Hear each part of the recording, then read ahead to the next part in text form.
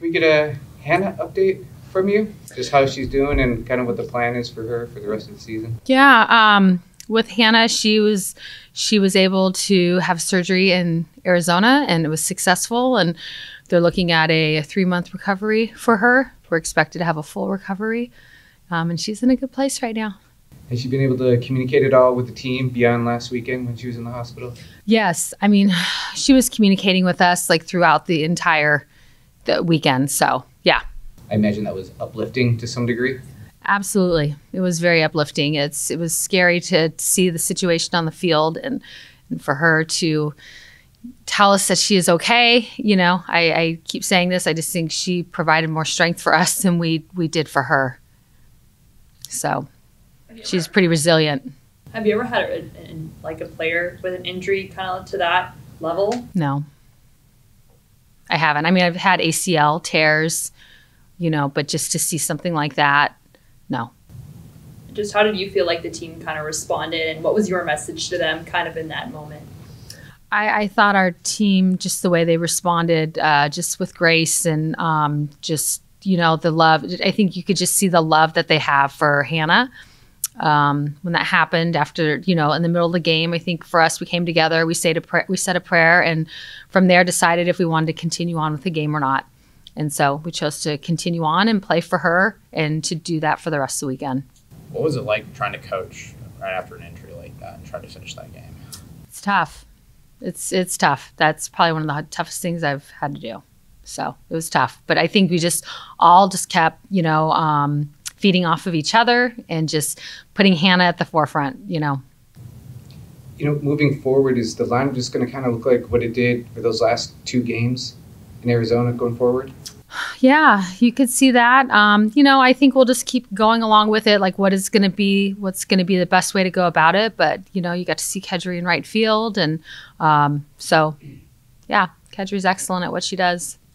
And you like Ariel in Centerfield? That's a good spot for her. Yeah, Ariel. I mean, all of our outfielders can play any position in the outfield, just pretty much kind of like our infield. They all are just very versatile. So that really makes a big difference for us. But Ariel is very capable of handling center field, and so are some of the others.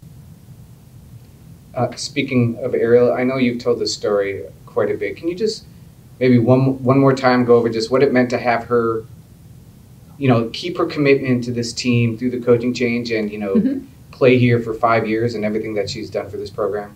It's been great. I think about the first time I met Ariel and got to talk with her, I felt like we just really connected well, had a really good relationship, and I knew that I definitely wanted her to stay and to be a Duck, and just to watch her as a person, as a teammate, what she has done for this program, for us, just watching her grow, it's been amazing. Like, I can't believe that we're in her final year. So, you know, she talked a little bit about how she knew she had power. She had power in high school, but she really has worked hard the last 2-3 years on her speed and making that better. You know, what have you seen from her in her work ethic and just kind of being focused on also being a faster player as long as also being a powerful hitter? Yeah, I think her speed, honestly, has just always been there. I'm sure she's gotten faster just because of our strength and conditioning and what Coach KJ has done. But you look at her power and what she's done offensively, I just think her work ethic is unmatched. I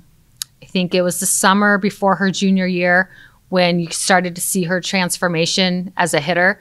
And that summer, she really committed to a lot of different areas that she needed to commit to allow her to be the player that she is today. So it wasn't just like, and this has been a process. She went through into her junior year and she hit 15 home runs that year. Her average was, I think, under 300, but you could see the power. And then from there, her senior year last year, and then now being in her graduate year, you could just see her really put everything together to see the power that she has at the plate, the speed that she has on the base paths, to see that we could take her from right field and put her in center field, put her in left field. Just she's just become an unbelievable athlete for us, and I just think that's because of what she has put into you know, her craft and her training and all of that.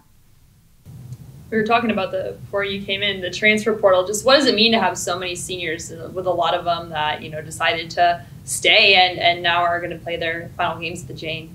It means a lot. This is a special group. I really, really love this group. I think about them as 9 and how they've come together. You know, I've had some that have been here since day one, and then some that have come, you know, in different parts of their career, and just how well they've connected together and have worked together as a senior group. I think about our retreat that we went on at the beginning of the year and how they just had open arms and took in our freshmen and made them feel included and that they were Ducks and they were a huge part of what we do. And I think how they just have handled things on and off the field with their leadership. And you can really see like how important our program, Oregon softball, is to them.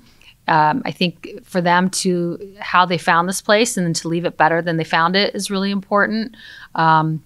And I've just been proud of them. I've been really, really proud. I've never had this large of a senior group. So it's just amazing that we're here, you know, that we're here. We're getting towards the end of the year and we're going to celebrate them this weekend. You've continued to put Val behind the plate. Earlier this season, we saw her a little bit in right field. Do you find her more comfortable behind the plate, or do you feel like there may be opportunities down the line with the shifting in the outfield for her to find a spot in the outfield again? Yeah, I just think we're just a very versatile group. We can put Val in right and put Emma behind the plate. You know, there's just a lot of different things that we can do. So I think we're just going to keep kind of moving forward and see. I don't know. We always talk about like each game.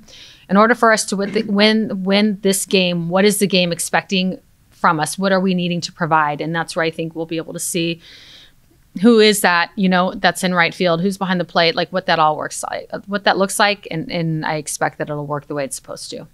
Does your game plan change at all as a coach towards the end of the year when you see a team play so many times?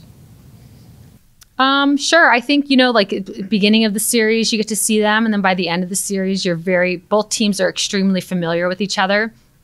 And so sometimes you might do something a little different, or there might be somebody that has had a hot weekend and you move them up in the lineup or whatever it may be. So I think one thing that we've just done all year is really focused on just taking it one game at a time and not really looking ahead or behind with this group. I know Ariel was a really good softball pitcher in high school, and yesterday she was bragging about her changeup. Yes. And so I'm curious, as a area of expertise for you, you know, what's your take on her pitching ability? I think she knows how to pitch. She's got a great changeup. She can spin the ball backwards for her eyes. She can spin it forwards for a drop. I think that just kind of tells you the type of athlete she is. Before she got here, she played on the corners. I mean, I think she's done everything but catch, if I'm not mistaken. So, have you ever thought about putting her in the pitch? No, we haven't gotten there, but I think she'd probably do pretty good. So, yeah. Is there an update on Ayanna Shaw and her injury? No, just still working through it. Yeah. Kind of what are your expectations for this weekend? I know Ariel said that just finding that consistency has just been a really big goal, but, you know, it's so many different emotions and stuff like that. Just as a coach, like, how do you find that consistency and how do you kind of work towards that? Yeah, I think it's just continuing. Every time we put ourselves out on the field, it allows us to get growth. You know, you don't even think of the outcome, but just what type of growth can we get and then take that and put it towards our next series. And I think that's something that we've been able to do all year. But I think I like where we are as a team. I think this past weekend was a tough weekend. You know, like we're going there to win a series, and then, you know, we've got a fellow teammate that's down. And regardless of the outcome of the weekend, just to see our athletes be able to push through that and knowing that, you know, obviously Hanna was off the field, that was tough, but they pushed through. So I think we're in a really good spot. I like what this group is doing. I think, you know, we're a team that hasn't peaked. I think we're really right where we need to be. I do.